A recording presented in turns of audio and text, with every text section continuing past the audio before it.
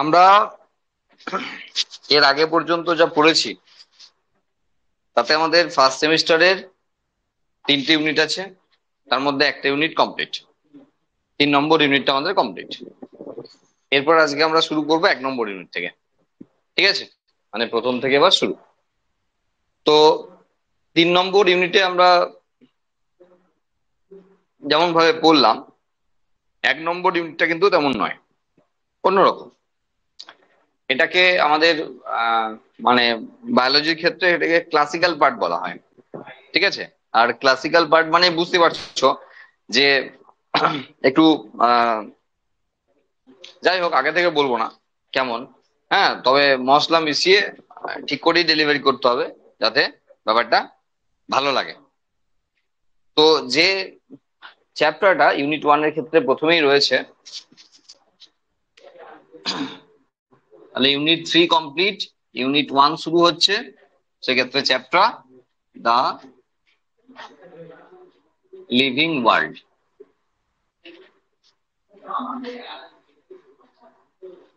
দা living world, ঠিক আছে। দেখো, এখানে যে চ্যাপ্টার গুলো রয়েছে তাদের মধ্যে দু একটা চ্যাপ্টার কেন, সব চ্যাপ্টার গুলোর সঙ্গেই কম বেশি পরিচিত, মানে পরিচয় আছে তোমাদের। তার কারণ হলো যে এখানে ধরো যে প্রথম চ্যাপ্টার যেটা আমরা লিভিং ওয়ার্ল্ডে পড়বো, সেখানটা মেনলি ওই বায়োডাইভার্সিটি বা জীব বৈচিত্র্যতা এই সমস্ত জিনিস নিয়ে আছে, যেটা তোমরা ওই ক্লাস 10-এ একটা পোর্শনে অল্প জায়গা জুড়ে পড়েছো। আচ্ছা, এরপর ট্যাক্সোনমি, সিস্টেমেটিক্স যে সমস্ত জায়গাগুলো রয়েছে, বা প্ল্যান্ট ক্লাসিফিকেশন, অ্যানিমাল ক্লাসিফিকেশন মানে উদ্ভিদ এবং প্রাণীর শ্রেণীবিন্যাস পদ্ধতি, সেগুলো সবই ক্লাস 9-এ পড়েছিলে। হ্যাঁ, ক্লাস 9-এর সঙ্গে এখানকার অনেক পার্থক্য হবে, কারণ ওখানকার ভলিউম এখানকার ভলিউমের সঙ্গে অনেক ডিফারেন্স হবে, কিন্তু চ্যাপ্টার গুলোর সঙ্গে মোটামুটি পরিচয় আছে। ওকে, তো প্রথমেই দ্য লিভিং ওয়ার্ল্ড এই চ্যাপ্টারতে যেটা প্রথমেই আছে সেটা হলো একটা জীব আর একটা, মানে একটা লিভিং আর একটা নন লিভিং। হ্যাঁ, এই লিভিং আর নন লিভিং এর মধ্যে পার্থক্য কি আছে, লিভিং এবং নন লিভিং এর মধ্যে পার্থক্য কি আছে, সেটা এখানে প্রথম বিষয়। ঠিক আছে, তাহলে যখন লিভিং হতে হয় তখন তার জন্য কিছু লিভিং ক্রাইটেরিয়া রয়েছে, মানে যেগুলো থ্রু দিয়ে আমরা বুঝতে পারবো যে সেটা লিভিং, যেটা থ্রু দিয়ে আমরা বুঝতে পারবো সেটা লিভিং। তো সেক্ষেত্রে একটা লিভিং একটা লিভিং অর্গানিজমের ক্ষেত্রে কিছু প্রপার্টি থাকে, যেমন ধরো তার মেটাবলিজম বা বিপাক্রিয়া, মানে কোষের মধ্যে যে সমস্ত রাসায়নিক প্রক্রিয়াগুলো ঘটবে সেটাকে তো মেটাবলিজম বলা হয়। তাহলে সেই মেটাবলিজম পদ্ধতি তাকে দেখা যেতে হবে। আমরা দেখবো সেখানে এক্সাইটেবিলিটি, মানে উত্তেজিত হওয়ার ক্ষমতা। কোন একটা এক্সাইটমেন্ট যদি হয় সেটা বাইরে থেকে হতে পারে, স্টিমুলাস কোন একটা উদ্দীপনা প্রয়োগ করলে সে উত্তেজিত হবে। হ্যাঁ, এই বিষয়টা কিন্তু রয়েছে, এবং সেটা একটি লিভিং অর্গানিজমের ক্ষেত্রে একটি ক্যারেক্টারিস্টিক্স ফিচার অবশ্যই বলতে পারো। এবং তার ক্ষেত্রে মুভমেন্ট, লোকোমোশন থাকবে, তার ক্ষেত্রে এক্সক্রিয়েশন থাকবে, তার ক্ষেত্রে রিপ্রোডাকশন থাকবে। এই সমস্ত বিষয়গুলো থাকবে যা একটাও বোর্ডে আসবে না, বোর্ড এক্সামে আসবে না, কিন্তু নিটের জন্য খুব ইম্পর্টেন্ট বিষয়। এই যে যখন লিভিং ওয়ার্ল্ড শুরু হচ্ছে, যখন আমরা এনসিআরটি পড়াবো, তখন এনসিআরটি অনুযায়ী আমরা যখন লিভিং ওয়ার্ল্ড শুরু করব, যে এনসিআরটি অনুযায়ী যখন পড়বো, যারা নিটের জন্য পড়বে বা এগ্রিকালচারের জন্য পড়বে, হ্যাঁ মেনলি নিটের জন্য, তখন এনসিআরটি যখন পড়বো তখন দেখবো প্রথম যে বিষয়গুলো আমরা বলছি, একটা জীবকে জীব হওয়ার জন্য যে সমস্ত শর্ত দেখাতে হয়। হ্যাঁ, লিভিং কিনা, সবাই তো আর বড় বড় অর্গানিজম নয়, সবার তো আপার ক্লাসে নয়, লোয়ার ক্লাসের অনেক অর্গানিজম আছে যাদের ক্ষেত্রে বোঝাটাই মুশকিল হয়ে যাবে তারা লিভিং না নন লিভিং। তাহলে সেক্ষেত্রে বিভিন্ন প্রপার্টি থ্রু দিয়ে বুঝতে হবে সে লিভিং না নন লিভিং। সেই প্রপার্টি গুলো নিটের জন্য ইম্পর্টেন্ট, বোর্ডে একটাও কোশ্চেন আজ পর্যন্ত আসেনি, সুতরাং আসবে না। জিনিসটা কিন্তু বলে দিচ্ছি যে কি আছে, সেটা হলো জীবকে জীব আমরা বলবো তার কি শর্ত রয়েছে। ঠিক আছে, তার মধ্যে এই শর্তগুলো ভীষণ ইম্পর্টেন্ট। কেন বলছি, কারণ এখানে লাইন বাই লাইন কোশ্চেন আছে নিচে, তখন আমরা ঠিক শনিবারের যে নিচের ক্লাস সেই ক্লাসে আমরা অবশ্যই সেই বিষয় নিয়ে আলোচনা করব। ঠিক আছে, এখানে আলোচনা করার কিছু নেই। এখানে মেনলি যে টপিক থেকে আমাদের শুরু হবে সেটা হলো বায়োডাইভার্সিটি, বাংলায় যাকে আমরা বলি জীব বৈচিত্র্যতা।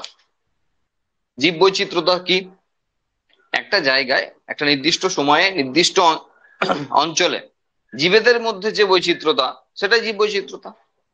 তাহলে আমরা কি করলাম, প্লেসটা ফিক্স করলাম, টাইমটা ফিক্স করলাম, দিয়ে ওখানে যে সমস্ত অর্গানিজম গুলো রয়েছে তাদের মধ্যে যে ভ্যারিয়েশন রয়েছে সেটাকে আমরা বলছি জীব বৈচিত্র্যতা। কেন টাইম এবং প্লেস ফিক্স করলাম? কারণ দেখো, টাইম যদি আমি চেঞ্জ করে দিই, আজকে আছে, 1 বছর পর নাও থাকতে পারে, সেখানে জীব বৈচিত্র্যতা কম হতে পারে। জায়গা চেঞ্জ করে দিলে অবশ্যই জীব বৈচিত্র্য চেঞ্জ হয়ে যাবে। তাহলে আমরা যদি কথাই বলছি, যদি দার্জিলিং এর ক্ষেত্রে জীব বৈচিত্র্যতা দেখি, আর একদম ধরো হিমালয়ের কোন একটি অঞ্চলের জীব বৈচিত্র্য দেখি, তাহলে নিশ্চয়ই এক হবে না। জায়গা চেঞ্জ করলে জীব বৈচিত্র্যতা আলাদা হয়ে যাবে, আবার টাইমটা চেঞ্জ করলে জীব বৈচিত্র্যতা আলাদা হয়ে যাবে। যেভাবে আমরা অত্যাচার করছি নেচারের ওপর, তাতে আজকে যা দেখা যাচ্ছে আগামী 10 বছর পর তা দেখা যাবে না, যদি না আমরা এখনো সচেতন হই। ঠিক আছে? তো স্বাভাবিকভাবে বলতে পারি যে সময়ের সঙ্গে জীব বৈচিত্র্যতা নির্ভর করবে। তো গোদা বাংলায় দাঁড়ালো, ধরো এই পাশের জায়গাটা ফাঁকা আছে। এই যে বায়োডাইভার্সিটি বিষয়টা সবসময় কিন্তু ন্যাচারাল, মানে মানে প্রাকৃতিক পরিবেশের সঙ্গে ব্যাপারটা সম্পর্কিত। ঠিক আছে? এনভায়রনমেন্ট হবে ন্যাচারাল, আর্টিফিশিয়াল না। এই যে পাশের জায়গাটায় যদি আমরা তুলনা করি, এটা কিন্তু আর্টিফিশিয়াল হয়ে গেল। আমি যদি একটা ধান জমিতে ব্যাপারটা বোঝার চেষ্টা করি, তাহলে সেটা আর্টিফিশিয়াল হয়ে গেল, এটা কিন্তু ন্যাচারাল হলো না। বোঝা গেল? তাহলে ন্যাচারাল হতে হবে, বায়োডাইভার্সিটির বিষয়টা সবসময় ন্যাচারালি হতে হবে। তাহলে এখানে 5টা আম গাছ আছে, 2টো কাঁঠাল গাছ আছে, 2টো জবা গাছ আছে, বা এই আছে ওই আছে, এটা জীব বৈচিত্র্যতা আলোচনা হয় না। এটা দিয়ে জীব বৈচিত্র্যতা আলোচনা করা যাবে না। জীব বৈচিত্র্যতা আলোচনা করতে গেলে অবশ্যই সেটা ন্যাচারাল এনভায়রনমেন্ট হতে হবে। ক্লিয়ার? তাহলে আমরা বুঝতে পারলাম বায়োডাইভার্সিটি কি। তার মানে যদি এটা ধরেই নি ন্যাচারাল এনভায়রনমেন্ট, যদি ধরেই নি, তাহলে এই যে এখানে 5টা আম গাছ আছে, 2টো কাঁঠাল গাছ আছে, 3টে জবা গাছ আছে, আরো যা আছে, অ্যানিমালদের যারা যারা আছে, এই সবের থাকাটা এখানে বৈচিত্র্যতা। ঠিক আছে? আম গাছের সঙ্গে আম গাছের পার্থক্য হলো বিভেদ, আম গাছের সঙ্গে কাঁঠাল গাছের এটা কিন্তু বৈচিত্র্যতা। বোঝা গেল? তাহলে এখানে ধরে নিলাম আমি যে এখানে দেখা যাচ্ছে যে সব ছোটখাটো মিলিয়ে 25 রকমের উদ্ভিদ আছে, আর ধরো ধরে নিলাম যে 35 রকমের প্রাণী আছে। তো এই টোটাল 25 + 35, এই যে সংখ্যাটা দাঁড়াচ্ছে 60, এটা হলো এই এরিয়ার জীব বৈচিত্র্যতা। বোঝা গেল? আবার বললাম যে এটা কিন্তু আর্টিফিশিয়াল কোনো জায়গায় আমরা আলোচনা করব না, আমরা ন্যাচারাল জায়গাতে ব্যাপারটা আলোচনা করবো। ওকে? এবার দেখো, এই যে ডাইভার্সিটি হয়, বিভিন্ন ধরনের ডাইভার্সিটি হয়, বিভিন্ন ধরনের ডাইভার্সিটি হয়। একটা হলো জেনেটিক ডাইভার্সিটি, জেনেটিক ডাইভার্সিটি।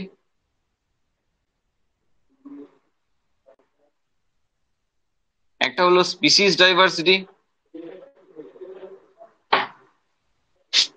আর একটা হলো ecological diversity, ecological diversity. Genetic diversity মানে কি? সেটা হলো যখন স্পিসিসটা বুঝে নাও, জেনেটিকটা অটোমেটিক বুঝে যাবে। এই যে বললাম যে কত রকমের আছে, হ্যাঁ, ডাইভার্সিটি মেনলি কত রকমের আছে সেটা দিয়ে বোঝানো হয়, কটা আছে সেটা দিয়ে বোঝানো হয় না। মানে কোন একটা জায়গায় ধরো 25 রকমের উদ্ভিদ রয়েছে, এবং 25 রকমের উদ্ভিদের কে কটা আছে এটা কিন্তু খুব একটা ম্যাটার করছে না, রকমটা ম্যাটার করছে, টাইপসটা ম্যাটার করছে। তাহলে 25 রকমের উদ্ভিদ আছে, 30 রকমের প্রাণী আছে, রকমটা বিষয়। তাহলে কোন একটা জায়গায় স্পিসিস ডাইভার্সিটি তখনই বাড়বে যখন স্পিসিসের ভ্যারিয়েশন বেশি আছে। তার মানে খুব সহজ ব্যাপার, প্রজাতির যে বিভিন্নতা একটা জায়গার মধ্যে থাকা, সেটাকে স্পিসিস ডাইভার্সিটি বলা হয়। এবার এক একটা স্পিসিস সে ইউনিক কেন? কারণ তার জেনেটিক বিষয়টা ইউনিক। তাহলে আমরা সবাই মানুষ, কারণ আমাদের জিনগুলো সবার এক, আমাদের জিনোম সবার এক। তাহলে আম গাছটা কাঁঠাল গাছের থেকে পৃথক, কারণ আম গাছের জেনেটিক যে যে জিনোম আর কি, হ্যাঁ, তার যা জিন আছে, কাঁঠাল গাছের জিন আলাদা আছে, তাই আম গাছ কাঁঠাল গাছ আলাদা। বুঝাচ্ছি কি বলছি?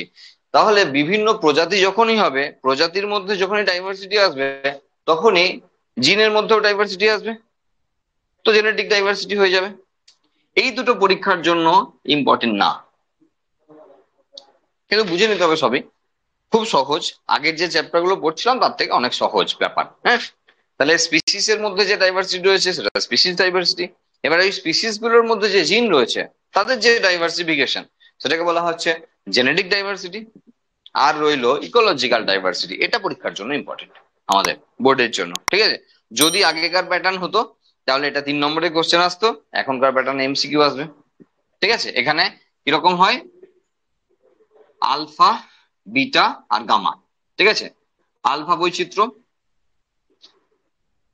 রয়েছে, বিটা আর রয়েছে গামা বৈচিত্র্যটা, ঠিক আছে। এই 3টে বৈচিত্র্যতা রয়েছে, আলফা, বিটা এবং গামা বৈচিত্র্যতা। এগুলো কিরকম ব্যাপার? ইকোলজিক্যাল মানে কি, যে জায়গাতে তার অবস্থান করছে সেটা তার ইকোলজিক্যাল মানে পজিশন আছে, হ্যাঁ। তার মানে ইকোলজিক্যাল ডাইভার্সিটি মানে হলো, ইকোলজিক্যাল ডাইভার্সিটি মানে হলো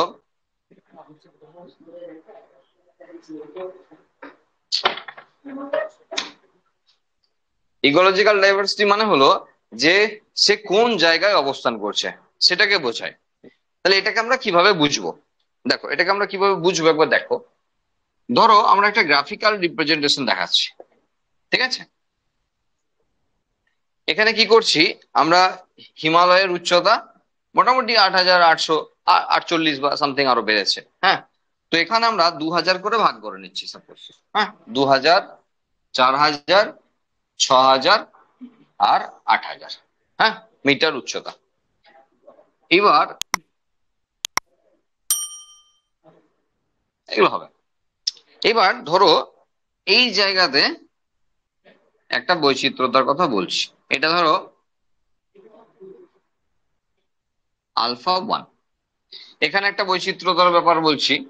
দেখো এগুলো তো আর তোমার পলিটিক্যাল ম্যাপ না, তাহলে বৈচিত্র্যতার এরকম হয় না, কিন্তু বৈচিত্র্যতা যেখান থেকে যেখানে ইচ্ছে চলে যেতে পারে, তাই না। সেক্ষেত্রে আমরা রেঞ্জ গুলো জাস্ট আমাদের বোঝার সুবিধার্থে করে রেখেছি, কিন্তু এই রেঞ্জ গুলো কিন্তু বিষয় না।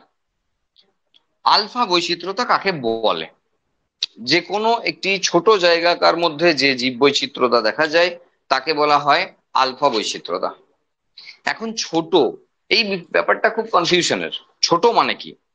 দেখো, যদি আমি 8,000 মিটার উচ্চতার হিসাবে এই জায়গাটা বলি তাহলে ছোট, নো ডাউট ছোট। কিন্তু তুমি নর্মালি যদি এই জায়গাটার কে দেখো তাহলে একদমই ছোট না। এই জায়গাটা ঘুরতেই 2 দিন লেগে যাবে টাইম, বা তাতেও কমপ্লিট করতে পারবো না। তাহলে তুলনামূলক আলোচনা হচ্ছে এখানে, টোটাল যে এরিয়াটা রয়েছে সেই এরিয়ার তুলনামূলক একটা ভাবে এটা ছোট। তাহলে তুলনামূলক ভাবে ছোট এরিয়ার, তুলনামূলক ভাবে, এটা কিন্তু মানে কম্পারিজনটা খুব বিশাল ব্যাপার আর কি এখানে এই আলফা ডাইভার্সিটি ডেফিনেশনের জন্য। তাহলে তুলনামূলক ভাবে ছোট জায়গার মধ্যে যে ডাইভার্সিটি দেখা যায় তাকে বলা হয় আলফা ডাইভার্সিটি বা আলফা বৈচিত্র্যতা। বোঝা গেল? এবার ধরলাম এই জায়গাতে, সাপোজ এই জায়গাতে মোট 3,000 রকমের 3,000 রকমের উদ্ভিদ প্রাণী আছে, ঠিক আছে। এবার এখানটা লিখছি আমরা আলফা 2। এখানে ধরলাম যে এখানকার বৈচিত্র্যতা আছে টোটাল 2,500। এবার আরেকটা জায়গা আমরা পাশে আঁকছি, এটা আলফা 3। আর এখানে বললাম সাপোজ যে 2,000 রকমের রকমের হ্যাঁ, টাইপস এখানে উদ্ভিদ বা প্রাণী আছে। তাহলে এগুলো প্রত্যেকেই কিন্তু, ছোট ছোট যেগুলো দেখাচ্ছি সেগুলো প্রত্যেকেই কিন্তু আলফা। সেই জন্য আমরা আলফা 1, আলফা 2, আলফা 3 এইভাবে লিখছি। বোঝা গেল আলফা বৈচিত্র্যতার বিষয়টা? তাহলে এরকম যে কোনো জায়গায় আমরা আলফা বৈচিত্র্যতার ব্যাপার দেখাতে পারি, এবং সেখানে প্রত্যেকটা টোটাল এরিয়ার তুলনায় ছোট, আর সেই জন্য তাকে আমরা আলফা বৈচিত্র্যতা বলছি। তাহলে বিটা বৈচিত্র্যতা কি? বিটা হলো মানে কম্পারিজন, একাধিক আলফা বৈচিত্র্যতা নিয়ে হয় বিটা বৈচিত্র্যতা। ধরো আমরা বিটা বৈচিত্র্যতা মানে এই জায়গাটাই বুঝতে চেষ্টা করছি বিটা বৈচিত্র্যতা কি। তাহলে ধরো এইখানটা যদি বলি তাহলে বিটা বৈচিত্র্যতা এরকম হবে যে আলফা 2 প্লাস আলফা 3। তার মানে এখানে 2,500 আর 2,000। তার মানে হিসাব মতো হওয়া উচিত 4,500। এত রকমের জীব বৈচিত্র্যতা আছে, কি ঠিক তো? না, ঠিক নয়, ঠিক নয়। কেন? তার কারণ এখানে দেখো আমরা একটা কমন জায়গাটাকে করে দিয়েছি। যদি কমন নাও করতাম, আচ্ছা চলো কমন করলাম না তাতেও কি এসে যাবে দেখো। ধরো এখানে এটা করলাম আর এখানে এটা করলাম, তাহলে কমন করিনি, আলাদা করেছি। তাতেও এই দুটোর মধ্যে যে যোগফল সেটাকে করলে এটার বিটা বৈচিত্র্যতা আসবে না, কম আসবে, মানে কম হওয়া উচিত। কেন? ধরো এখানেও পাইন গাছ আছে, এখানেও পাইন গাছ আছে, তাহলে পাইন গাছ বাদ। এখানেও ধরো হরিণ আছে, এখানেও হরিণ আছে, হরিণ বাদ। আমরা তো টাইপ খুঁজছি, তাহলে বিটা মানে হলো একাধিক আলফার সমন্বয়। একাধিক আলফাকে এক জায়গায় করলে আসবে বিটা বৈচিত্র্যতা। আর সেই জায়গাতে দাঁড়িয়ে এগুলোকে যখনই আমরা মার্চ করছি তখন কিন্তু টোটালটা এখানে আসবে না, তাহলে এদের মধ্যে কমন যেগুলো আছে সেগুলো বাদ চলে যাবে। আমরা ধরে নিলাম এখানে 500 কমন আছে, তার মানে এখানে বিটা বৈচিত্র্যতা হলো 4000। বোঝা গেছে? তার মানে এখানে আলফা 2 এবং আলফা 3 মিলিয়ে মোট 4000 রকমের রকমের উদ্ভিদ এবং প্রাণী আছে। এই হলো বিটা। আর গামা টোটালটার, টোটাল এই যদি হিমালয়ের ক্ষেত্রে হয়, হ্যাঁ, তাহলে টোটাল হিমালয়ের ক্ষেত্রে যে বৈচিত্র্যতা রয়েছে সেটা হলো গামা বৈচিত্র্যতা। আলফা বিটা এবং গামার কম্পারিজন দিত যদি 3 নম্বরে আসতো, তো আসে না, মানে আসবে না। আর সেই জন্য তোমাকে কনসেপ্টটা ঠিক রাখতে হবে যেন এমসিকিউ এলে আমি সেখান থেকে অ্যান্সার করতে পারি। বোঝা গেল কি বলছি? এবার দেখো এখানে বিষয় কি রয়েছে, এই যে তুলনামূলক ব্যাপারটা বলছি না, তাহলে সেটা একবার ভালো করে শোনো। ধরো রাজস্থান, রাজস্থানে মোটামুটি আহ মানে পাহাড়, মালভূমি, সমভূমি, মরুভূমি, হ্যাঁ, যত রকমের ভূমি হয় কম বেশি সবই আছে। এবার যদি বৈচিত্র্যতার কথা বলি, যে গোটা রাজস্থানের বৈচিত্র্যতার তুলনায় ধরো থর মরুভূমির বৈচিত্র্যতাকে কি বলা হবে? আলফা। বোঝা গেল? কারণ গোটা রাজস্থানের এগেনস্টে আমরা থরের আলোচনা করছি, তখন কিন্তু সেটা আলফা হয়ে গেল। এবার যখন এই রেসপেক্টে আমরা রাজস্থানের বৈচিত্র্যতা বলবো তখন সেটা গামা হবে। কিন্তু গোটা ইন্ডিয়ার রেসপেক্টে যদি আবার রাজস্থানকে ধরি তখন সেই রাজস্থানে কিন্তু আলফাতে চলে এলো। বোঝা গেল? যখন আমরা থরের থরের তুলনায় রাজস্থানকে বিচার করছি তখন কিন্তু রাজস্থানের ডাইভার্সিটি গামা ডাইভার্সিটির মধ্যে পড়ছে, কারণ থরের মতো আরো অনেক এরকম এরিয়া রয়েছে যেখানে বিভিন্ন রকমের বৈচিত্র্যতা আছে। কিন্তু সেই রাজস্থান গামা হলো, কিন্তু সেই রাজস্থান যদি পরে আমরা গোটা ইন্ডিয়ার রেসপেক্টে তুলনা করি তখন কিন্তু সেটা আলফা হয়ে গেল, কারণ রাজস্থানের মতো ডাইভার্সিটি আরো অনেক স্টেটে অনেক রকম ভাবে আসবে। বোঝা যাচ্ছে কি বলছি? চলো আরো উদাহরণ দিই। ধরো আমাদের ইন্ডিয়ার ক্ষেত্রে যে লোকেশন, সেই লোকেশনে আমাদের ধরো পূর্ব দিকটা মানে ইস্টার্ন সাইড, যেটা মানে সি কোস্টাল এরিয়া, মানে সমুদ্র উপকূলবর্তী যে এরিয়াগুলো রয়েছে তাতে ধরো টোটাল মানে ইস্টার্ন সাইডটা রয়েছে, নর্থ সাইডটা রয়েছে এবং ওয়েস্ট সাইডটাও বেশ অনেকটাই জায়গা জুড়ে রয়েছে সি কোস্টাল এরিয়া, মানে সমুদ্র উপকূলবর্তী অঞ্চল। এবার যদি এই গোটা সমুদ্র উপকূলবর্তী অঞ্চল বা সি কোস্টাল এরিয়ার তুলনায় আমরা যদি বলি যে ধরো আহ আহ, মহারাষ্ট্রের যে পোর্শন পাবে আর কি, মুম্বাই ওই রিজিয়নের, হ্যাঁ, তো মেরিন ড্রাইভ বা এই সমস্ত এরিয়ার ডাইভার্সিটি যদি আমরা বলি তাহলে সেটা হয়ে যাবে আলফা।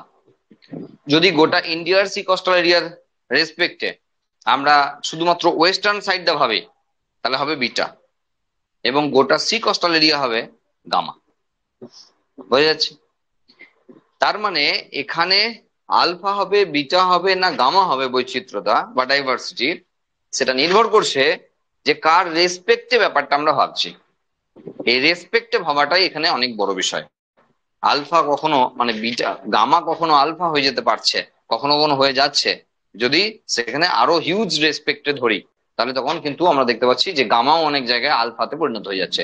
সুতরাং নিটে যখন কোশ্চেন আসবে, বোর্ডের কোশ্চেনে কোনো ঝামেলা হবে না, নিটে যখন কোশ্চেন আসবে তখন কোশ্চেনটা ভালো করে পড়ে বুঝে নেবো যে কার রেসপেক্টে চাইছে এই জায়গাটা ডাইভার্সিটি আলফা হবে, বিটা হবে, গামা হবে, ডেল্টা হবে, আরো 5টা অপশন দিতে পারে, সবার মানে থাকতে হবে অপশনে, এমন কোনো মানে নেই। বলছি আলফা আছে, বিটা আছে, গামা আছে, এখন যদি 4 নম্বর অপশন ডেল্টা দেয়, তুমি যদি আমাকে জিজ্ঞাসা করো স্যার ডেল্টা ডাইভার্সিটি কি, ডেল্টা যে থাকতে হবে, কোন সব অপশনের মানে থাকতেই হবে? তা তো থাকতে হবে না। আমার ঠিক অপশনটা আছে কিনা সেটা বিষয়, সব অপশনের মানে থাকার দরকার নেই। বোঝা গেল কি বললাম? এই হলো অ্যাকচুয়ালি ডাইভার্সিটি। কোনো অসুবিধা হলো বলো?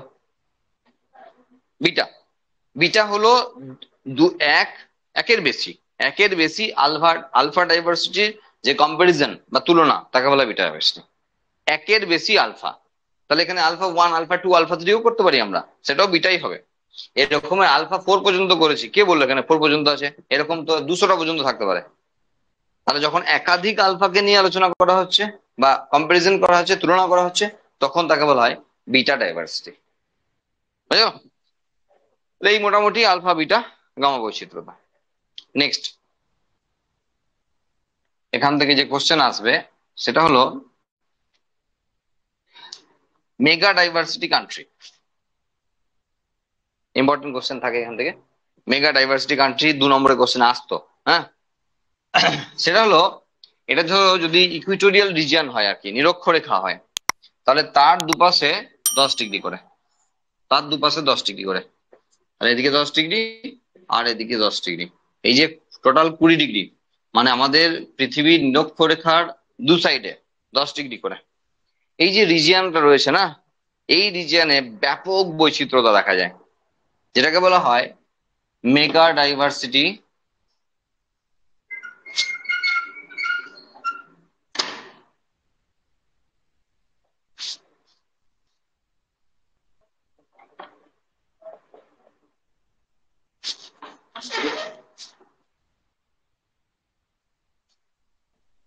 Region or country. Mega diversity region or country. পৃথিবীতে মোট 17টা দেশ রয়েছে, এটা মনে রাখতে হবে। মেগা ডাইভার্সিটি কান্ট্রিতে মোট 17টা দেশ রয়েছে পৃথিবীতে, ঠিক আছে, যারা মেগা ডাইভার্সিটির আন্ডারে পড়ে। দেখো এই জায়গাতে না হিউজ পরিমাণে, আচ্ছা এই যে আমরা ধরো গ্রীষ্মকাল আর শীতকাল, হ্যাঁ, আমরা কি বলি যে গ্রীষ্মকালে এত রোদ হয়, যদি শীতকালে এই রোদটা একটু থাকতো তাহলে কি আরামটাই না হতো, তাই না? বলি না আমরা এরকম ভাবে, আমরা অনেকে বলি যে এই রোদটা যদি একটু শীতকালে পেতাম না কি আরামটাই না হতো। তাহলে আমরা একটা জিনিস তো জানি যে প্রচুর রোদ আছে বলে তো গ্রীষ্মকাল, গ্রীষ্মকাল বলে তো প্রচুর রোদ আসে নাই, তাই না? বা রোদ বেশি আসছে না, আমরা সেই সারফেসে পাচ্ছি না বলে শীতকাল, শীতকাল বলে তো রোদ কম এসছে বা গরম কম আছে এমন নয়, গরম কম আছে বলেই তো শীতকাল, তাই না? তাহলে আমাদের শীতকালে বেশি রোদ চাওয়াটাও অন্যায়, কারণ সেই জন্যই তো সেটা শীতকাল। তাহলে এখানে আমাকে বলো যে এই যে রিজিয়নটা, এই রিজিয়নে পরিচলন বৃষ্টিপাত জিওগ্রাফিতে পড়েছিল না, হিউজ পরিমাণে রেনফল এখানে হয় এই রিজিয়ন জুড়ে, আর সেই জন্য এই রিজিয়নে প্রচুর ডাইভার্সিটি দেখা যায়, মানে প্রচুর উদ্ভিদ জন্মায়, প্রচুর বৃষ্টিপাত হওয়ার জন্য প্রচুর উদ্ভিদ জন্মায়, আর প্রচুর উদ্ভিদ জন্মানোর জন্য স্বাভাবিকভাবেই প্রাণীদের বাসস্থান, গরু ছাগল ভেড়া মোষ এরকম আর কটা আছে, ম্যাক্সিমামই তো ওয়াইল্ড, বন্য। তাহলে ওয়াইল্ড স্পিসিসের থাকার জায়গা লাগবে, আর থাকার জায়গা মানে সেখানে লুকানোর জায়গা, আর তার মানে বেশি গাছ থাকবে, ঝোপ থাকবে, ঝাড় থাকবে, জঙ্গল থাকবে, সেখানেই না ভালো থাকার জায়গা। তাহলে উদ্ভিদ বেশি থাকলে সাথে সাথে প্রাণী বেশি থাকার সম্ভাবনা রয়েই যাচ্ছে। আর সেই জন্য এই রিজিয়ন গুলোতে যে যে কান্ট্রি পড়বে, সেই কান্ট্রি সব মেগা ডাইভার্সিটি কান্ট্রি, মানে ব্যাপক পরিমাণে বৈচিত্র্যতা দেখা যায়। পৃথিবীতে মোট 17টা দেশ রয়েছে। এখন আমার প্রশ্ন হলো, এখানে বেশি বৃষ্টিপাত হয় বলে বেশি গাছ আছে, না বেশি গাছ বলে বেশি বৃষ্টিপাত হয়? কোনটা? এখানে বেশি বৃষ্টিপাত হয় বলে বেশি গাছ আছে, না এখানে বেশি গাছ আছে বলে বেশি বৃষ্টিপাত হয়?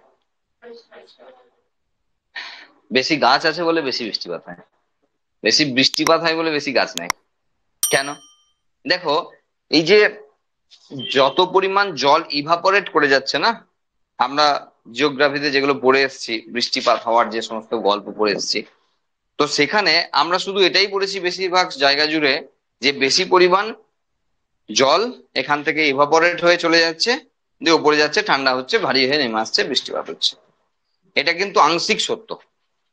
এর থেকেও বড় একটা পার্সেন্টেজ, মেজরিটি পার্সেন্টেজ যেটা হয় সেটা হলো গাছের ক্ষেত্রে বাষ্পমোচন বা ট্রান্সপিরেশন।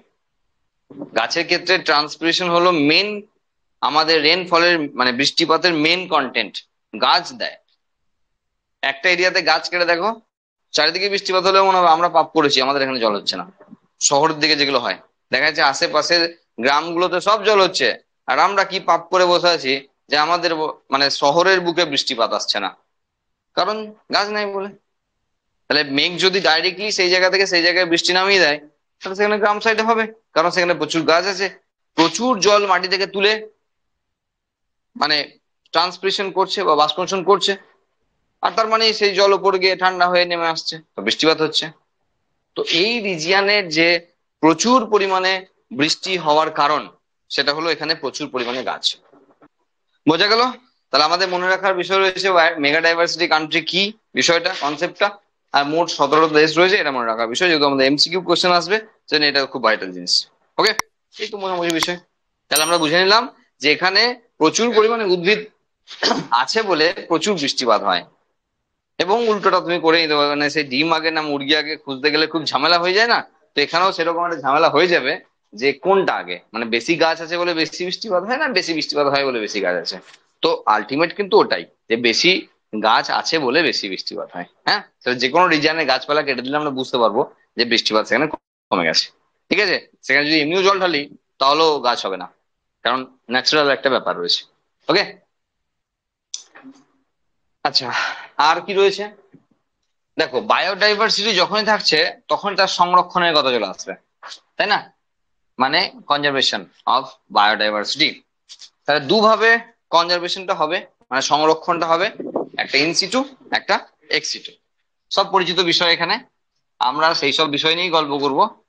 তাহলে একটা হলো ইন সিটু, আর একটা হলো এক্স সিটু। ঠিক আছে, অবশ্যই বায়োডাইভার্সিটি কনজারভেশন, হ্যাঁ, কনজারভেশন। ঠিক আছে, আমরা প্রত্যেকেই জানি নিজের পরিবেশে যখন সংরক্ষণ করা হয়, যে যে পরিবেশে থাকে সেই পরিবেশের মধ্যেই যখন তাকে মানে কনজার্ভ করা হয়, তখন সেটাকে বলা হয় ইন সিটু কনজারভেশন। আর যদি কৃত্রিম পরিবেশ মানে আর্টিফিশিয়ালি একটা মানে এনভায়রনমেন্ট তার জন্য ক্রিয়েট করা হয়েছে, তাই সেখানে রাখা হয়েছে, তখন তাকে বলা হয় এক্স সিটু সংরক্ষণ। ঠিক আছে, এবার ইন সিটু যে কনজারভেশন, তাতে অনেক রকমের টাইপ আছে, আর সেগুলোই না আমরা একটু ডিটেলসে বোঝার চেষ্টা করব, যে সেগুলোর মধ্যে পার্থক্য কি আছে। অনেক সময় আমাদের মনে হয় ওইগুলো পড়তে গিয়ে সবই একই রকম মনে হয়, কিন্তু তাদের মধ্যে বেসিক ডিফারেন্স কি রয়েছে। আমরা বলছি যে ইন সিটুতে ধরো ন্যাশনাল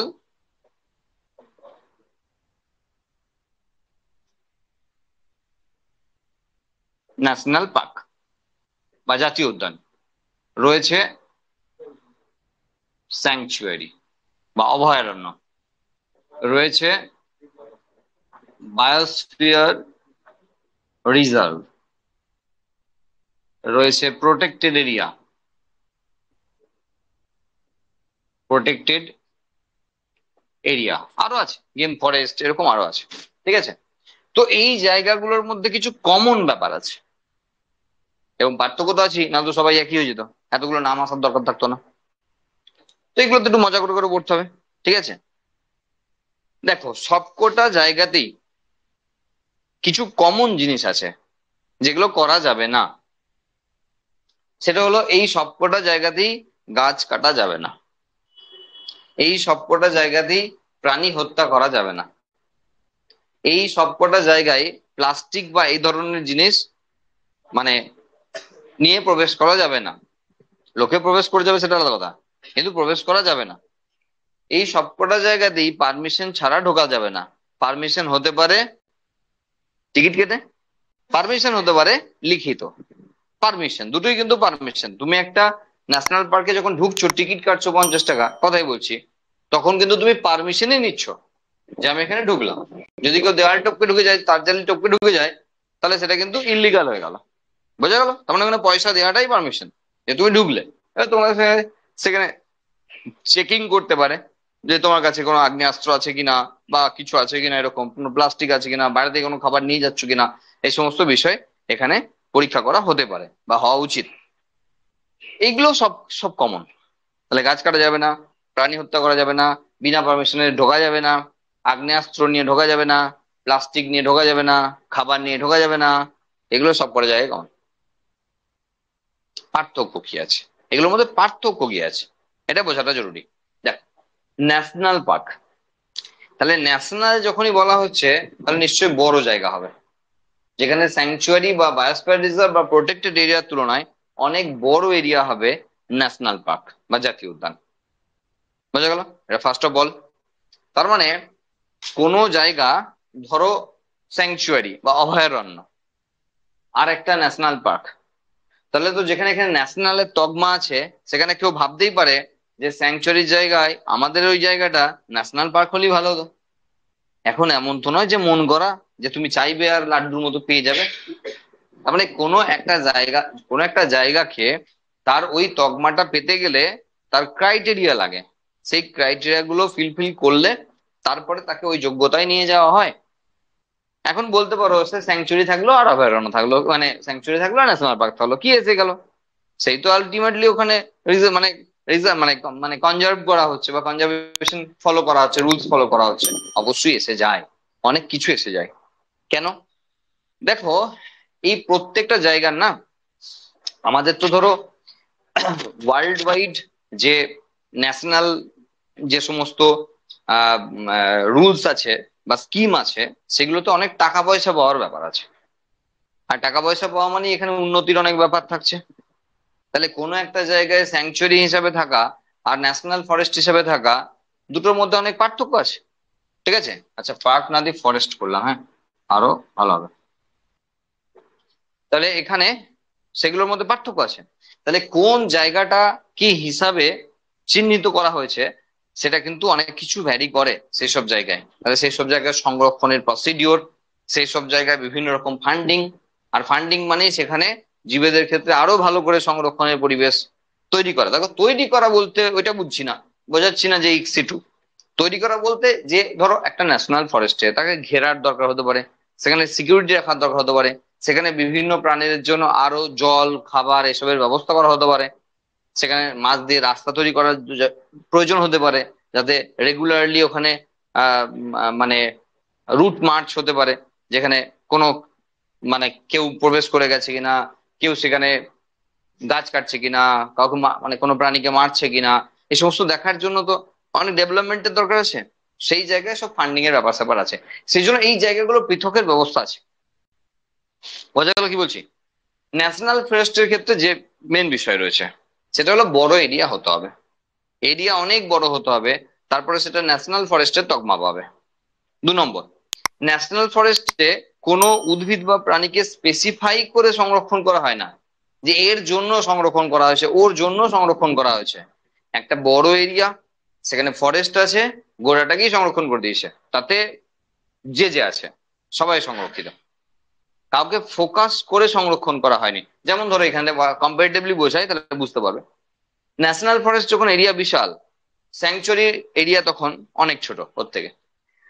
একটা ন্যাশনাল ফরেস্টের এরিয়া যত বড় হবে, একটা স্যাংচুয়ারি বা অভয়ারণ্য তার এরিয়া অনেক ছোট হবে, এর তুলনায় এ ছোট হবে। এখানে নামটা শুনেই, বাংলাটা শুনে বুঝতে পারছি অভয়ারণ্য মানে নির্ভয়ে বিচরণ করার একটা গল্প এখানে ব্যাকগ্রাউন্ডে মনে হচ্ছে শোনা যাচ্ছে। হুম, মানে অ্যাকচুয়ালি অভয়ারণ্যর সৃষ্টি হয়েছে বিভিন্ন প্রাণীদের সংরক্ষণ করার জন্য, তাই বলে উদ্ভিদকে সংরক্ষণ করা হয়নি এমন নয়। তাহলে সুন্দরবনে বাঘের জন্য সংরক্ষণ করা হয়েছে তাই বলে কুমিরকে ধরে নিয়ে চলে আসবে তুমি বাড়িতে, তা হবে না, কারণ ওটাও সংরক্ষিত, কিন্তু ফোকাসে আছে রয়্যাল বেঙ্গল টাইগার।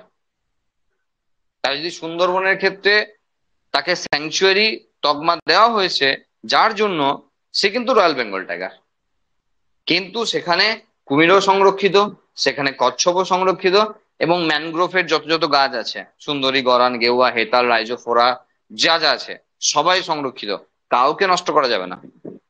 বোঝা গেল? তাহলে এখানে স্পেসিফিক কাউরির জন্য সংরক্ষণ হয়েছে, তবে সবাই সংরক্ষিত, কিন্তু এখানে ওইভাবে কোনো স্পেসিফিক কাউরির জন্য সংরক্ষণ হয়নি। এক কথায় সকলে সংরক্ষিত, সকলের জন্যই সংরক্ষণটা হয়েছে। বোঝা গেল? এই দুটো তো পরে আসছে, এটা বুঝলে? আর কি? হুম, প্লাস স্যাংচুয়ারি, দুটো তকমা আছে ওর। আচ্ছা, নেক্সট, স্যাংচুয়ারির ক্ষেত্রে ভ্যাকসিনেশন, মানে বিভিন্ন প্রাণীদের ক্ষেত্রে যে ভ্যাকসিনেশন প্রসিডিওর আছে, টিকাকরণ করা, হ্যাঁ। কারণ দেখো, আমাদের শুধু ভ্যাকসিন নেব আর বাকি প্রাণীরা নেবে না এমন তো নয়, ওদেরও রোগ বালাই হয়, ওদেরও বিভিন্ন রকম ভাইরাস ব্যাকটেরিয়া অ্যাটাক করে, ওদেরও বিভিন্ন ভ্যাকসিন আছে। তাহলে সেই সমস্ত ভ্যাকসিনেশন প্রসিডিওর জেনারেলি স্যাংচুয়ারিতে ফলো করা হয়, ন্যাশনাল ফরেস্টে হয় না।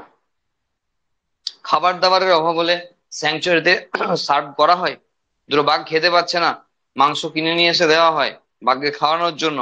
স্যাংচুয়ারিতে সেই ব্যবস্থা আছে, ন্যাশনাল ফরেস্টে সেই ব্যবস্থা নাই, যদিও এখন ন্যাশনাল ফরেস্টও করা হচ্ছে। স্যাংচুয়ারিতে যদি একটা বাঘ একটা বাঘকে খুঁজে পাচ্ছে না, মেল ফিমেলকে খুঁজে পাচ্ছে না, মানে এত বড় এরিয়া, সেই তুলনায় বাঘের সংখ্যা এত কম যে তার যে মেটিং পার্টনার খুঁজে পাওয়া যাচ্ছে না। দেখো, সংরক্ষণের একটা মেজর কারণ তো তার সংখ্যা বাড়ানো। তা তো মিটিং হতেই হবে, যৌন মিলন হতে হবে, তারপরে না সংখ্যাটা বাড়বে। দেখা গেল একটা বাঘ আর একটা বাঘকে খুঁজেই পাচ্ছে না, তো মিটিং কি করে হবে তাহলে? তাহলে মিটিং এরও ব্যবস্থা করে দেওয়া হয় অনেক সময়, মানে একটা বাঘকে ধরে নিয়ে গিয়ে আরেকটা বাঘের কাছে ছেড়ে দেওয়া হয়, বোঝা গেল, যেন অন্য বাঘকে খুঁজে পাইছে। তাহলে সেই ধরনের ব্যবস্থাও কিন্তু স্যাংচুয়ারিতে করা হয়, ন্যাশনাল ফরেস্টে করা হয় না। বোঝা গেল কি কি ডিফারেন্স আছে? তাহলে কিছু ব্যাপারে দুজনেই একই, আর কিছু ব্যাপারে এদের মধ্যে অনেক ডিফারেন্স আছে। ঠিক আছে, এই হলো মোটামুটি বিষয়। যদি প্রবলেম থাকে বলো এই দুটোতে, আর না থাকলে আমরা নেক্সট টপিকে যাব, বায়োস্ফিয়ার রিজার্ভ। ভীষণ ভীষণ গুরুত্বপূর্ণ একটি মানে কনজারভেশন প্রসিডিওর অর মেথড বলতে পারো, বায়োস্ফিয়ার রিজার্ভ। এত রকমের রিজার্ভেশন প্রসিডিওর থাকা সত্ত্বেও আবার বায়োস্ফিয়ার রিজার্ভকে আনা কেন, সেটা আমরা এখানে বুঝতে পারি। দেখো, বায়োস্ফিয়ার রিজার্ভের মধ্যে তিনটে অঞ্চলকে বারবার আলোচনা করা হয় না, কম বেশি তোমরা অবশ্যই মাধ্যমিকে পড়েছো, কোর, বাফার আর ট্রানজিশন। হ্যাঁ, এইভাবে ধরো দিলাম, দিয়ে ট্রানজিশন। এখন প্রশ্ন হলো যে আগের দু রকম তো রয়েছে, তাহলে 3 নম্বরটা আবার আনা কেন?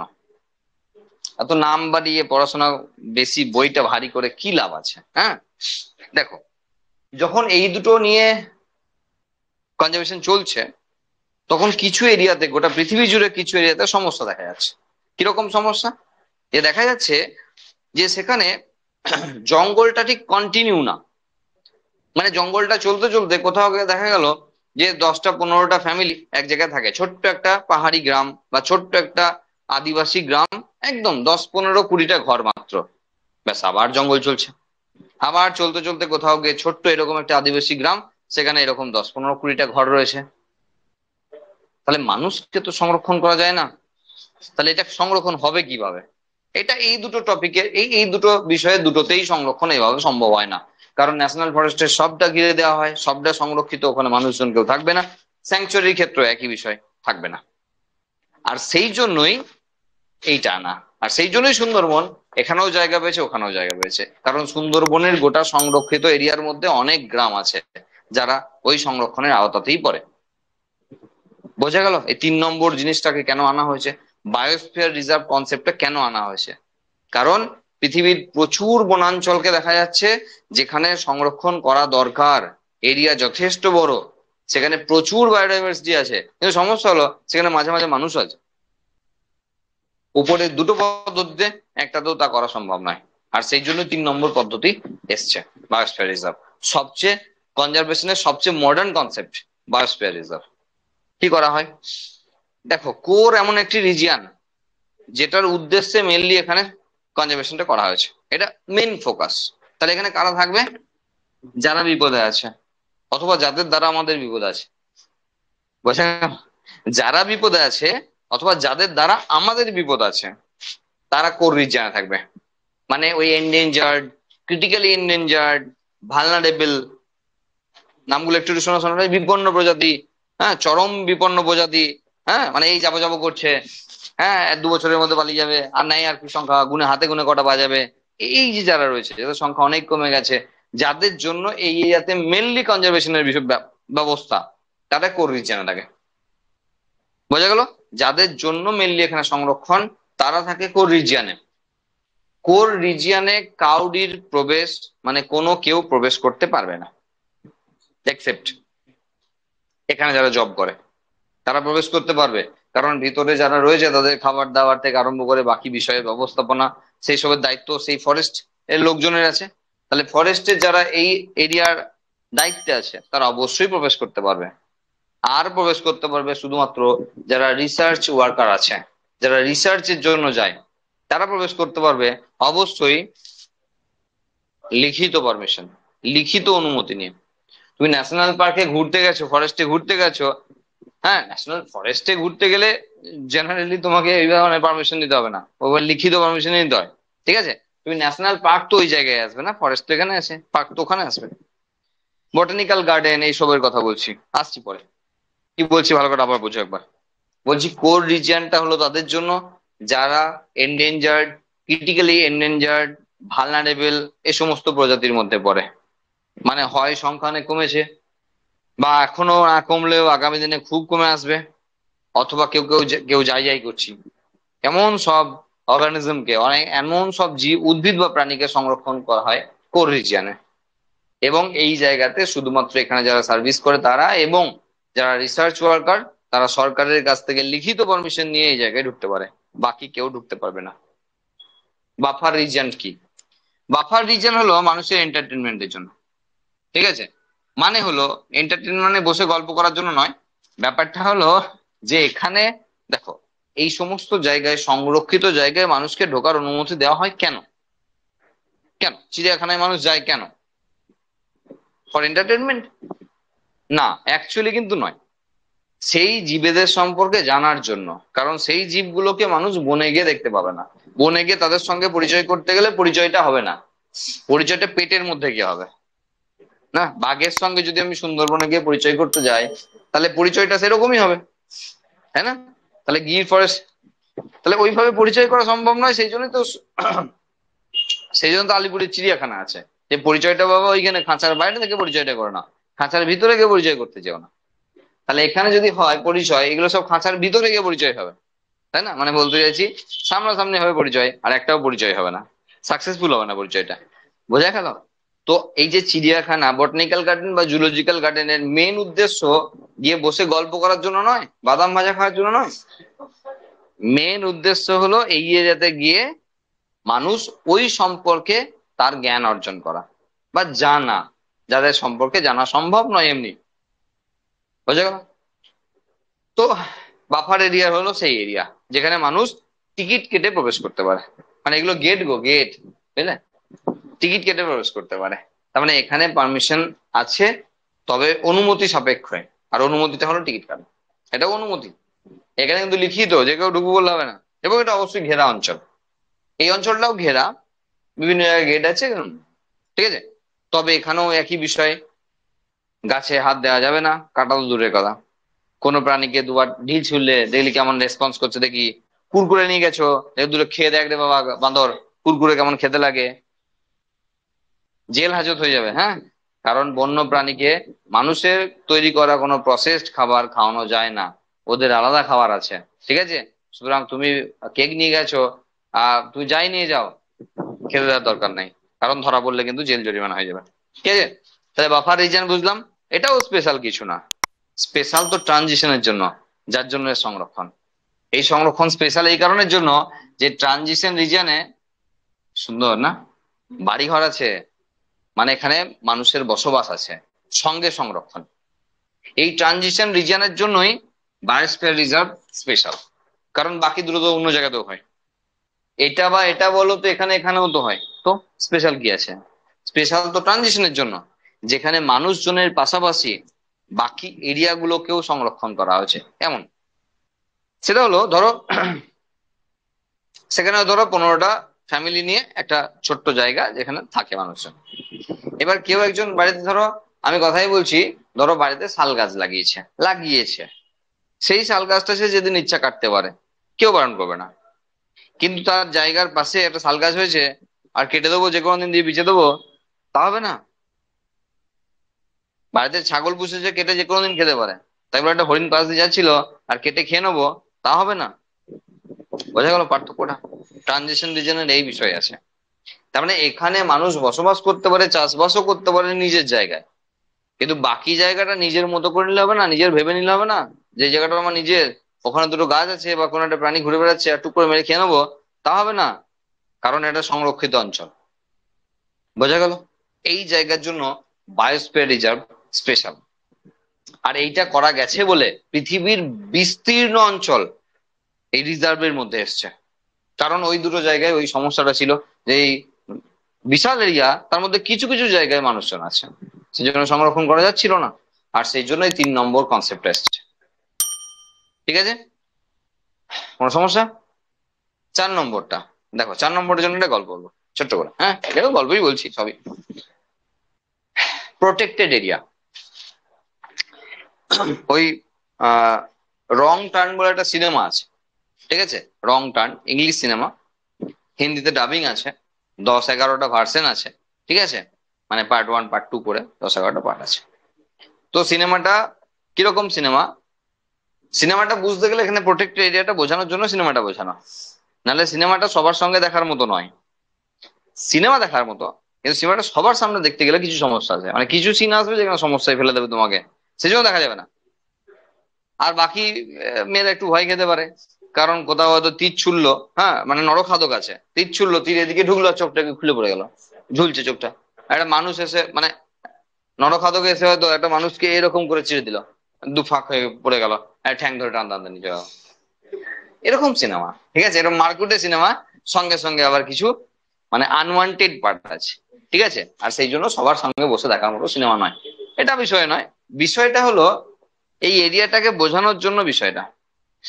সিনেমাটা কি, কিছু উচ্ছৃঙ্খল ছেলে মেয়ে, মানে বাপের বকাটে ছেলে মেয়ে এবং বড়লোক ছেলে মেয়ে আর কি, বড় লোকের ছেলে মেয়ে, তারা বড় লোক নয়, যারা এরকম এন্টারটেনমেন্টের জন্য জোড়ায় জোড়ায় এন্টারটেনমেন্টের জন্য এই কোন একটা বাপের কাছ থেকে হাতিয়েছে একটা গাড়ি, যে সেই গাড়ি করে অ্যাডভেঞ্চারে গেছে। আর অ্যাডভেঞ্চার কোথায়?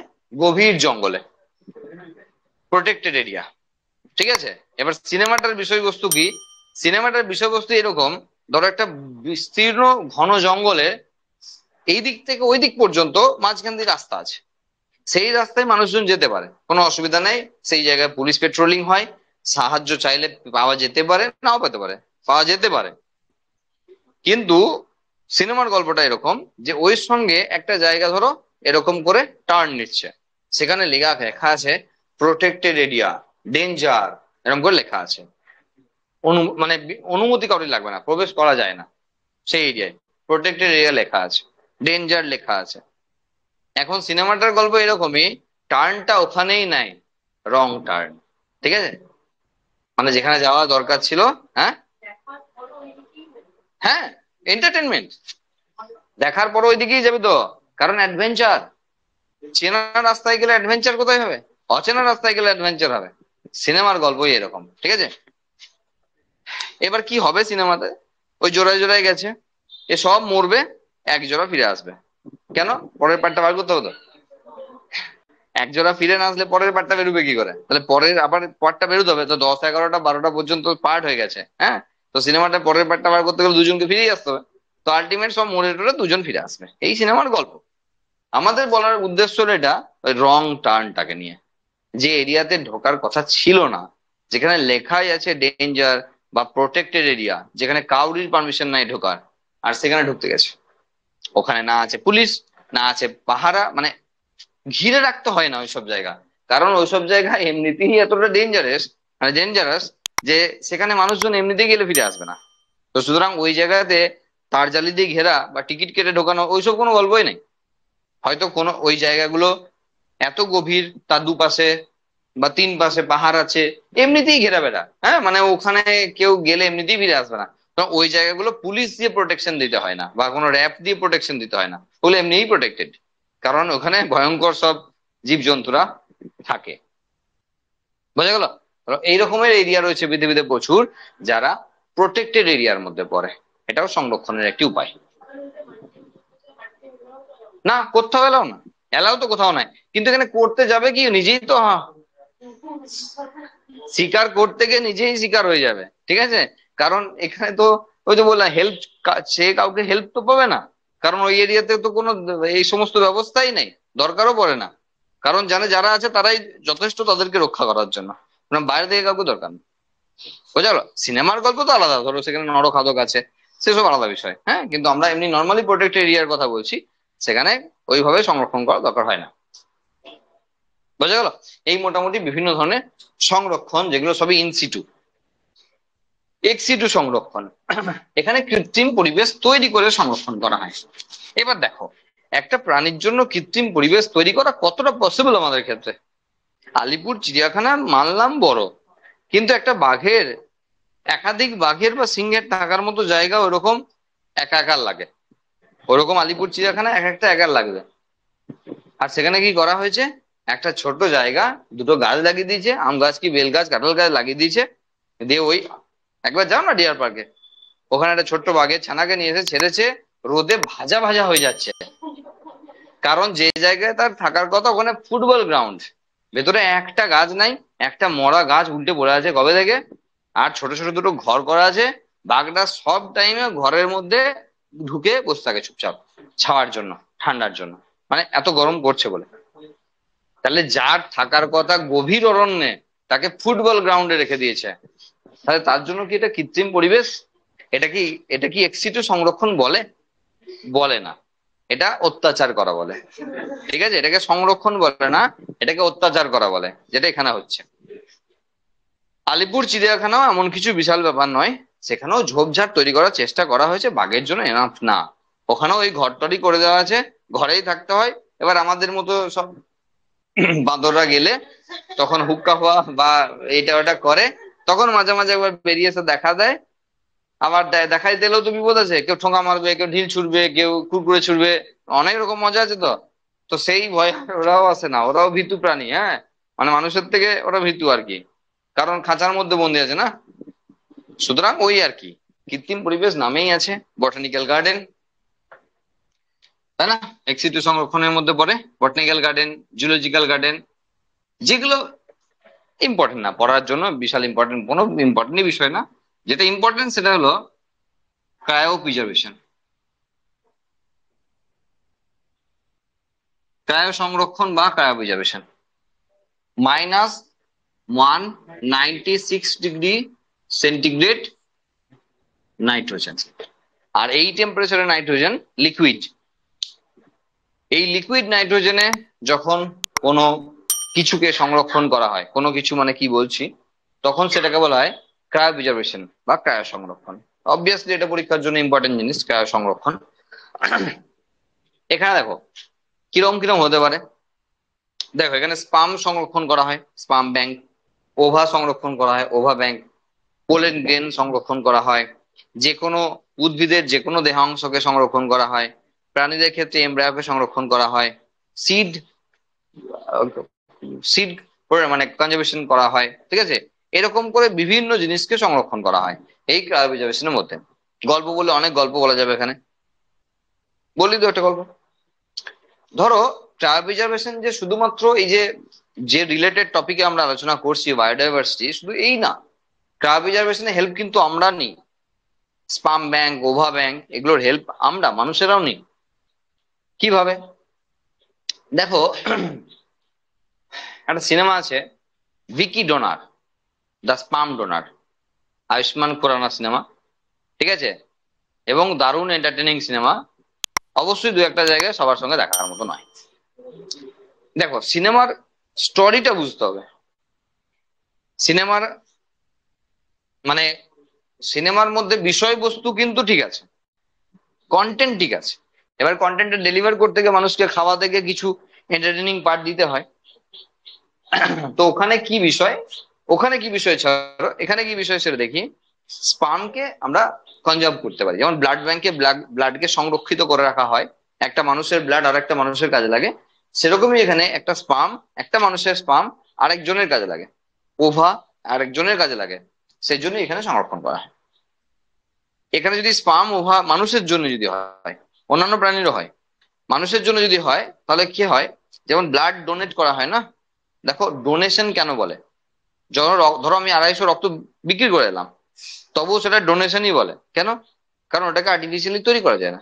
আমি লিভারটার একটু অংশ বিক্রি করে 45 লাখ টাকা নিয়েছি সাপোজ, হ্যাঁ 45, ঠিক আছে, যা ইচ্ছা না যেতে পারে, সেরকম টাকা দেওয়ার লোক হলে যা ইচ্ছা ডিমান্ড করতে পারো তার কাছে, ওটাই বিষয়। কত টাকা নিচ্ছে ওটা বিষয় নেই, এমনও তো লোকজন আছে, তাই না? তবুও ডোনেট করেছি আমি, তবুও ওটা ডোনেশন। আমি কিডনি যদি বিক্রি করি না, তো ওটা ডোনেশনই বলবো, কারণ কিডনিকে আর্টিফিশিয়ালি তৈরি করা যাবে না, সেই জন্য ওকে ডোনেশন বলা হয়। তো এইরকম ধরো অনেক মানুষজন রয়েছে যারা ধরো স্পাম জেনারেট করতে পারে না, কোনো প্রবলেম আছে। আবার এমন অনেক মহিলা রয়েছে যারা এগ বা ওভাকে জেনারেট করতে পারে না, তো তারা হিসাব মতো বন্ধা, তাই না? তাহলে তারা যদি তাদের বাচ্চা নিতে চায় এবং তাদের কোনো পসিবিলিটি ছাড়া, মানে একজনের পুরো ইম্পসিবল, একজনের মিশন ইম্পসিবল হয়ে আছে, তো সেক্ষেত্রে মিশনটাকে পসিবল করতে গেলে স্পাম বা ওভাম্যানকে হেল্প নিতে হবে। ঠিক আছে, এবার সেক্ষেত্রে যে ডোনেট করছে তার আইডেন্টিটিও গোপন থাকে, আর যে নিচ্ছে তার আইডেন্টিটিও গোপন থাকে।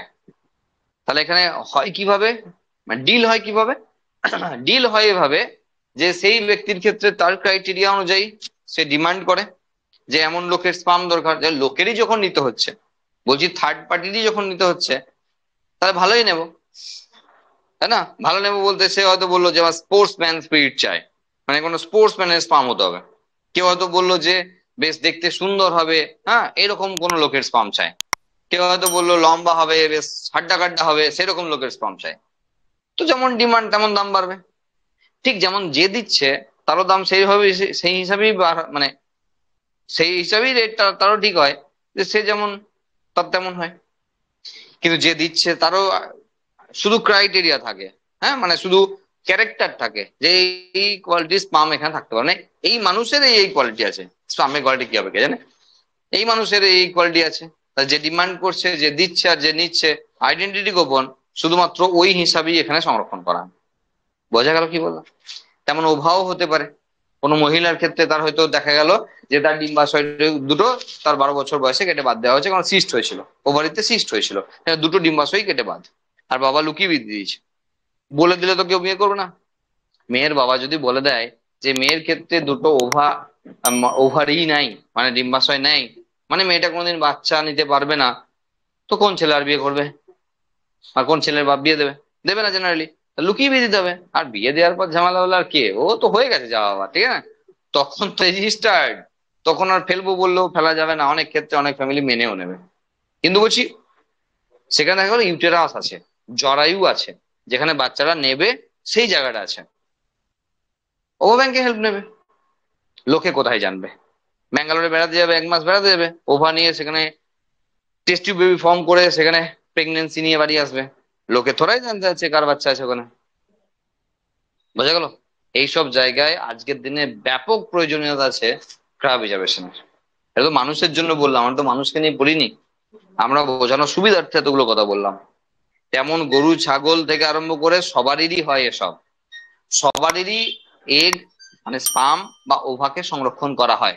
যেমন ধরো, ধরো অস্ট্রেলিয়ান একটা গরুর সঙ্গে একটি ভারতীয় গরুকে হাইব্রিডাইজ করিয়ে ব্রিড করানো হবে, ব্রিড, ঠিক আছে?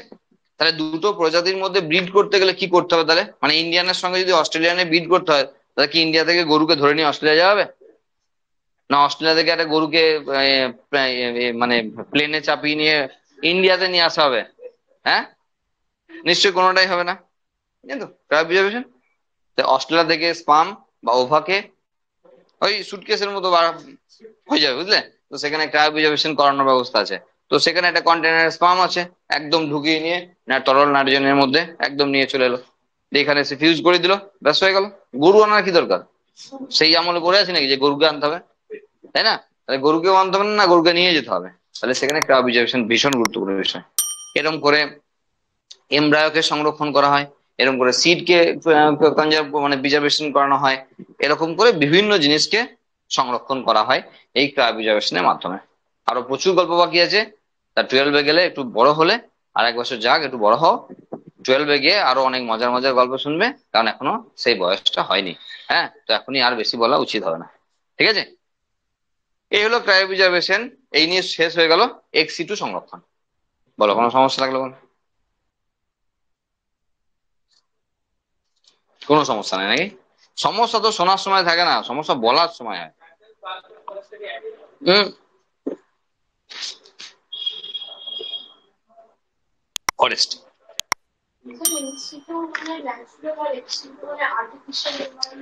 একদম, এটা ন্যাচারাল, এটা আর্টিফিশিয়াল।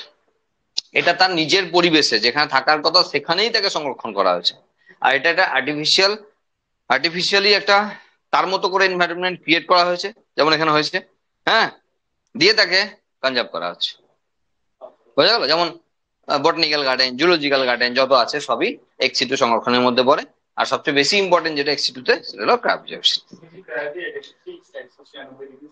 হ্যাঁ, এখানেই নাইট্রোজেন তরল হয়। এটাই লাগবে, এই টেম্পারেচারে নাইট্রোজেনকেই লাগবে। হ্যাঁ, এটাই ক্রাব অবজারভেশনের মানে কি বলবো, বিষয়বস্তু আর কি। হ্যাঁ, আচ্ছা, নেক্সট রয়েছে হটস্পট। অবশ্যই বায়োলজিক্যাল হটস্পট, মোবাইলের না।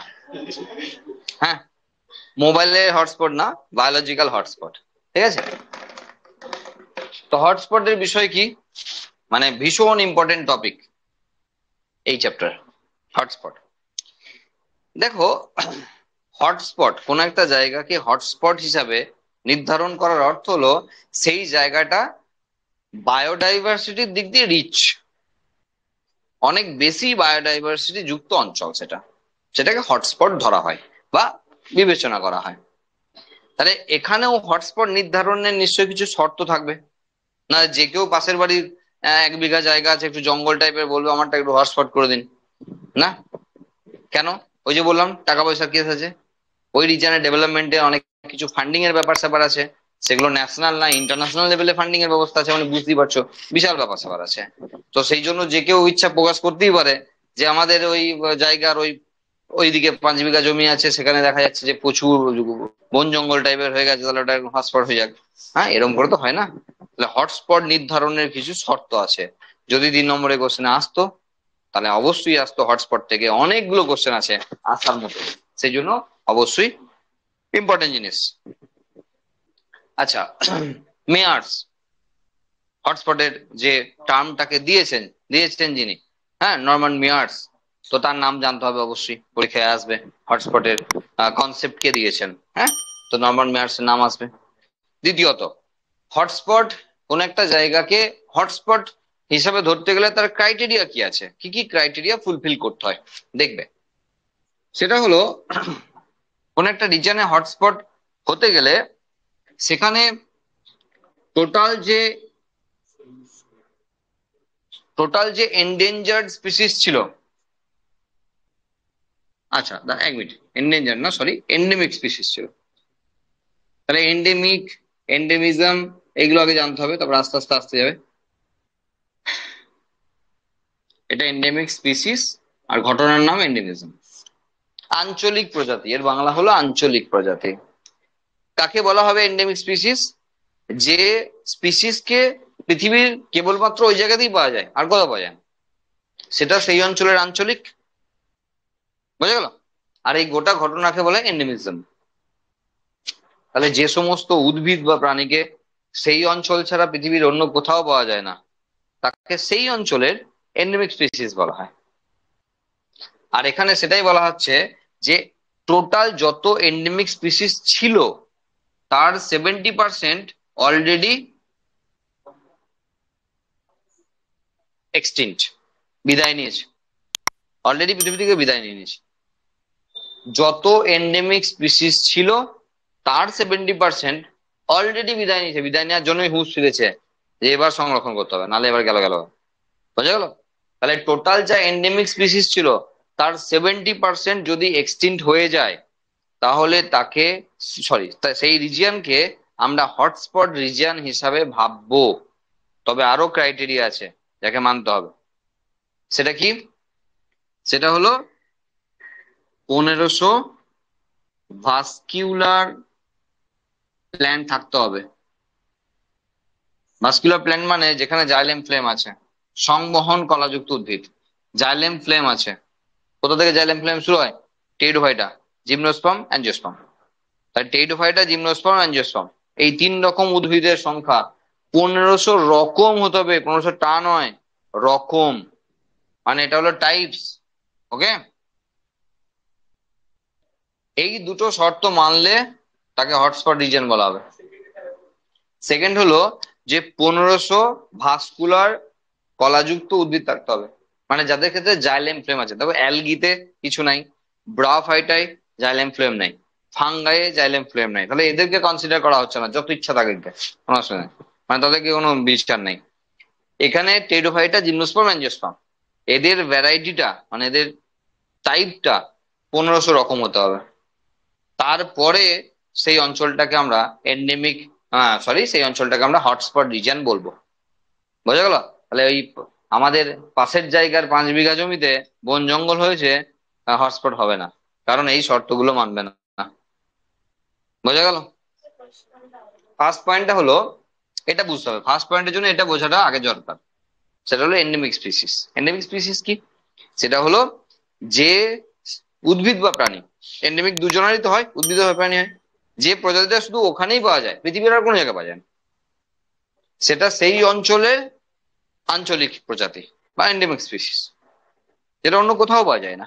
ওকে, তাহলে সেই সংখ্যাটা যা ছিল তার 70% এক্সটেন্ড হয়ে গেছে, মানে পৃথিবী থেকে বিদায় নিয়েছে, মানে মরে গেছে, অলরেডি মরে গেছে। হ্যাঁ, হয়ে যেতে হবে, হয়ে যেতে হবে, বেঁচে থাকলে হবে না, হয়ে যেতে হবে, তারপরেই সে হটস্পটের আন্ডারে আসবে। বোঝা গেল? যদি ধর, কথাই বলছি, যদি এখানে 100 রকমের আঞ্চলিক প্রজাতি ছিল, তাহলে এখানে 70 রকমের প্রজাতি অলরেডি বিদায় পৃথিবী থেকে, আর নাই, তাদেরকে খুঁজে পাওয়া যায় না। দিয়ে এখান থেকে সংরক্ষণ শুরু হবে। তুমি ভাবছো আগে কেন হবে না? আগের জন্য তো আগের গুলো আছে, বলছে আগের জন্য তো আগের গুলো আছে। বোঝা গেল? এটা একটা স্পেশাল কেস, যা এদের মধ্যে পড়ে না। আগে যখন তুমি ভাবছো যে স্যার 70% মরে গেল, তার আগেই তো ভাবতে পারতো, হটস্পট করে দিতে পারতো। আর তার আগের জন্য তো এইগুলো আছে, তো ওগুলোকে রেখেও যখন হলো না কাজ, তখন স্পেশাল কেস, হটস্পট। বোঝা গেল? পৃথিবীতে মোট 34, 36, 25, বহু পুরনো বহু পুরনো বই নিয়ে পড়াশোনা করলে 25 পাবে, এখন লিখলে কেটে দেবে। এখন হটস্পটের সংখ্যা 36, যদি 34ও তোমার অপশনে আসে এমসিকিউতে, তো নো ডাউট 34 করতে পারো। 34, 36 একসঙ্গে অপশন দেবে না, যদি দেয় তাহলে 36, লেখার কোনো কেস নাই, সুতরাং সেই জিনিস নিয়ে আলোচনা করার দরকার নেই। মানে পৃথিবীতে মোট হটস্পটের সংখ্যা এখন 36। ঠিক আছে? অবশ্যই, যেমন আমরা মেগা ডাইভার্সিটি কান্ট্রির কথা লিখেছিলাম 17, তাহলে এখানে 36, এটা মনে রাখতে হবে, নাহলে ফেঁসে যাবে। তার মধ্যে আমাদের ইন্ডিয়াতেই আছে 4টে, আর সেই জন্যই আমাদের ওপর সবার এত নজর, খারাপ নজর। ঠিক আছে? তার কারণ এই সংখ্যাটা কিন্তু হিউজ, কারণ টোটাল 36 এর মধ্যে, আউট অফ 36 এখানে যদি 4 হয়, বন্ধু, 36 এর মধ্যে 4 হয়, তাহলে বিশাল ব্যাপার, তাই না? যে 4টে আমরাই দখল করে রেখে দিয়েছি, তার মানে আমরা ইন্ডিয়ার বায়োডাইভার্সিটি রিচনেস এত বেশি, যে সেই জন্যই মানুষজনের ফোকাস কিন্তু ইন্ডিয়ার উপর থাকে, বিভিন্ন কারণের জন্য, এটা একটা কারণ। হ্যাঁ, এবার বলবে সে 4টে কি আমাদের একার একার? না, এমন নয়। কারণ দেখো, এটা তো ওই যে বললাম না, পলিটিক্যাল ম্যাপ না, যে এই ইন্ডিয়ার পাকিস্তানের বর্ডার আছে, এই দিকটা ভারতের আর এই দিকটা পাকিস্তানের, তো এখানে তো ওইরকম করে হয় না। এটা ওই জিওগ্রাফিক্যাল ম্যাপের মতো কেস। হ্যাঁ, যেখানে যেতে লাগলেও যেখানে যখন পর্যন্ত যাবে, তাই এই সেই পর্যন্ত। যেমন প্রথমেই রয়েছে ইস্টার্ন হিমালয়, যেটা আমাদেরই ম্যাক্সিমাম, চীনের অল্প অংশ অংশ আছে, তো বেশিরভাগটা আমাদের জায়গা দিয়ে আছে, মানে আমাদের ইন্ডিয়াতে আছে। তো এটা আমাদের মোটামুটি ভালো হিসাবে দাবি করতে পারি, যেটা আমাদের। ওকে, নেক্সট রয়েছে পশ্চিম ঘাট পর্বতমালা। ঠিক আছে? তাহলে ওয়েস্টার্ন হিমালয়, ওয়েস্টার্ন মাউন্টেন্স এর যে এরিয়া রয়েছে, পশ্চিম ঘাট পর্বতমালার যে অংশ রয়েছে, তা কিন্তু বঙ্গোপসাগর হয়ে, মানে বে অফ বেঙ্গল হয়ে শ্রীলঙ্কার কিছু অংশ জুড়ে চলে গেছে, মানে সেটা কিন্তু শ্রীলঙ্কারও একটা পার্ট, কিন্তু ইন্ডিয়াতেই মেজর অংশ রয়েছে। সেই জন্য একেও আমরা বেশিরভাগ ক্ষেত্রে ইন্ডিয়ারই ভাবতে পারি।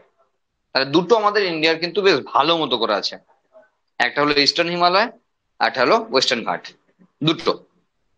আর দুটো রয়েছে, সেগুলো তো আবার আমাদের কন্ট্রিবিউশন কম, অন্যদের কন্ট্রিবিউশন বেশি আছে, কিন্তু ভাগ ছাড়বো কেন, আছে তো আমাদের। সেটা হলো সুন্দরল্যান্ড, তাই না? সুন্দরল্যান্ড রয়েছে, এবং সুন্দরল্যান্ড আমাদের, আন্দামান নিকোবর, আইসল্যান্ড, এই জায়গাগুলো আমাদের। বাকি অন্যান্য যে সমস্ত আইসল্যান্ড আছে অন্য দেশের, আমাদের না। কিন্তু আমাদের যেহেতু আছে, ছাড়বো কেন বলতে যে আমাদেরও এটা আছে। আর একটা হলো ইন্দো বার্মা, সেখানে ইন্ডিয়ার কম অংশ আছে, বার্মার বেশি আছে, তো তবু আমরা ছাড়বো কেন ভাগ, আমাদের তো আছে। তার মানে মোট ভারতবর্ষে 4টে হটস্পট রয়েছে, নামগুলো অবশ্যই জানতে হবে। মোট 36টা রয়েছে পৃথিবীতে, তার মধ্যে 4টে ইন্ডিয়ার। ঠিক আছে, তাহলে হটস্পট সম্পর্কে কি কি জানতে হচ্ছে? মেয়ার্স এর নাম জানতে হচ্ছে, হটস্পট কি জানতে হচ্ছে, এন্ডেমিক স্পিসিস কি বা এন্ডেমিজম কি জানতে হচ্ছে। আচ্ছা, হটস্পট রিজন হওয়ার শর্ত জানতে হচ্ছে, মোট হটস্পটের সংখ্যা জানতে হচ্ছে, ইন্ডিয়াতে মোট কটা হটস্পট আছে তা জানতে হচ্ছে। এই হয়ে গেল হটস্পট। ঠিক আছে, আর আর একটাই বিষয় আছে, সেটা হলো কিস্টোন স্পিসিস। কিস্টোন প্রজাতি কি? দেখো, কোন একটা স্পিসিস যে জায়গাতে রয়েছে যদি অন্য আর কাউকে হতে না দেয়, তখন সেটা সেই এরিয়ার কিস্টোন স্পিসিস।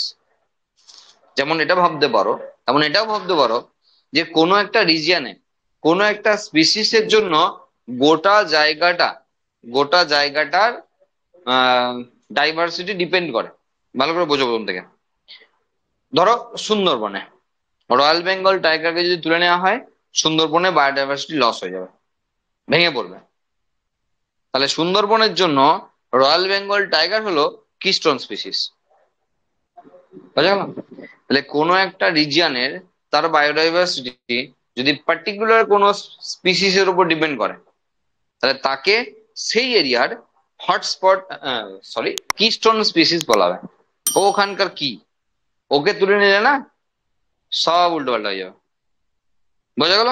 তাহলে যে রিজিয়নের জন্য যে স্পেশাল, যাকে তুলে নিলে টোটাল বায়োডাইভার্সিটি ভেঙে পড়বে বা ইকোসিস্টেম ভেঙে পড়বে ওখানকার, তাকে সেই এরিয়ার কিস্টোন স্পিসিস বলা হয়। বলছি কোনো একটা এরিয়াতে এমন একটা উদ্ভিদ বা প্রাণী রয়েছে যাকে ওখান থেকে সরিয়ে নিলে, যাদেরকে ওখান থেকে সরিয়ে নিলে গোটা সিস্টেম ভেঙে পড়বে, ওখানকার যে ইকোসিস্টেম বা ওখানকার যে ডাইভার্সিটি রিচনেস গোটা নষ্ট হয়ে যাবে। তো তাকেই বলা হবে ওই রিজিয়নের কিস্টোন স্পিসিস। ঠিক আছে, মানে মেন, ওখানকার মেন। যেমন উদাহরণে সুন্দর আছে, সুন্দরবনের রয়্যাল বেঙ্গল টাইগার, ওকে ওখান থেকে তুলে নিলে সুন্দরবনের বায়োডাইভার্সিটি ভেঙে পড়বে। বোঝা গেল? এই মোটামুটি আছে, আর কিছু নেই।